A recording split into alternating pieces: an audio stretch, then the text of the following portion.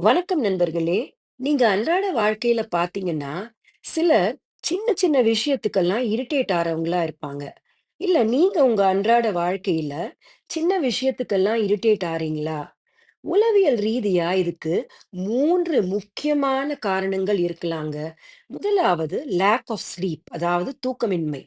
உங்க பிரெயினுக்கு ரெஸ்ட் மிகவும் அவசியம். ரெஸ்ட் இல்லைன்னா சீக்கிரம் ஸ்ட்ரெஸ் ஆகும்.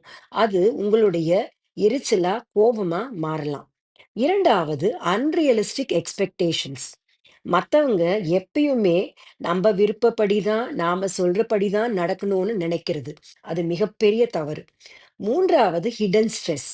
மனசுக்குள்ள ஏதோ ஒரு கவலை இருக்கும். அது எரிச்சலா, கோபமா வெளிய வரும். நீங்க உங்களுக்கு எரிச்சல் வரும்போது உடனே ரியாக்ட் பண்ணாதீங்க. ஒரு நிமிஷம் அமைதியா இருங்க. யோசிச்சு பாருங்க. இது நிஜமாகவே எரிச்சல் அடைய வேண்டிய விஷயமா? இல்ல இது கடந்து போயிடலாமா? ஆழமாக பயிற்சி பண்ணுங்க. எரிச்சல் வரும்போது ஒரு கிளாஸ் தண்ணீர் குடிங்க. அந்த ஒரு நிமிஷம் உங்க நாளையே மாத்திடுங்க.